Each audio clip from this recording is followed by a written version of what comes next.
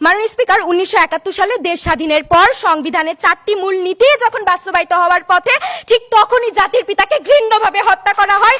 America ও পাকিস্তানের এজেন্ডাকে বাস্তবায়িত করার জন্য রাষ্ট্রনায়কদের হত্যা করার এসব ঘটনা ধিক্কারজনক।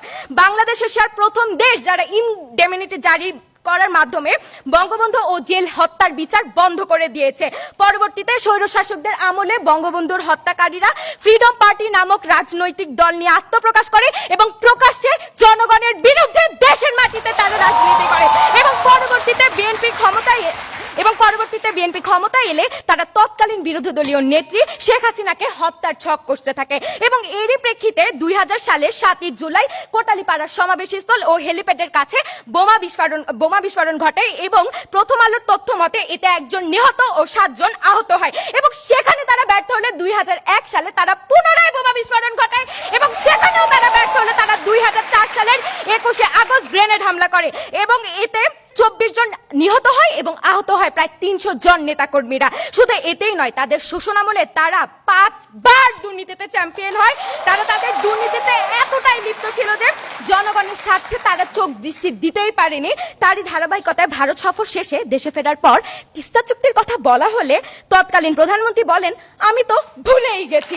তারা তাদের আমলে এতটাই নোংরা রাজনীতি করতেন যে তারা দ্বিতীয় সংসদ তৈরি করতে চেয়েছিলেন এবং নাম দিতে চেয়েছিলেন হাওয়া ভবন।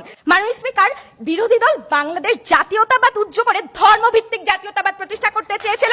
জামাতে ইসলামের উপর নিষেধাজ্ঞা তুলে দেয় এবং পূর্ণজন্ম হয় জামাতে ইসলামীর। ধর্মভিত্তিক রাজনীতির লাবাসে ব্যাপকভাবে বিকাশ ঘটে জঙ্গিবাদের।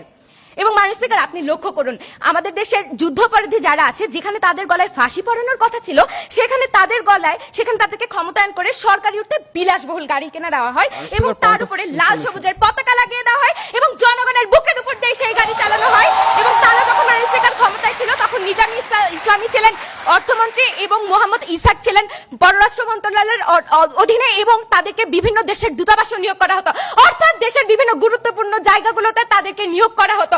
এবং মাননীয় স্পিকার, আপনি যদি দেখেন 2013 সালে যখন আমার সরকার এই যুদ্ধাপরাধীদেরকে বিচারের আওতায় আনতে চায় এবং যখন গণজাগরণ মঞ্চের আত্মপ্রকাশ ঘটে, যখন গণজাগরণ মঞ্চে একটাই দাবি, ফাঁসি ফাঁসি ফাঁসি চাই, যুদ্ধাপরাধীদের ফাঁসি চাই, দড়ি লাগলে দড়ি নে, যুদ্ধাপরাধীদের ফাঁসি দে স্লোগানে মুখরিত, ঠিক তখনও তারা যুদ্ধাপরাধীদেরকে বাঁচানোর জন্য হরতাল ডাকে এবং সেই একদিনের হরতালে মাননীয় স্পিকার প্রায় 1,500 কোটি টাকা ক্ষতি হয়। তাই মাননীয় স্পিকার, আমরা বলতে চাই যে শুধু বিরোধিতা করে নয়, বরং কাঁধে কাঁধ মিলিয়ে দেশের উন্নতির জন্য এগিয়ে আসছে এবং আজকে সরকারের ব্যর্থতা না দেখিয়ে সুস্থ রাজনীতিতে আপনারা নেমে আসুন, দেশকে ভালোবাসুন, দেশের প্রেমে এগিয়ে আসুন এবং তাই সমস্বরে বলে যেতে চাই, অমর হোক তোমার দীপ্ত নাম, স্বাধীন।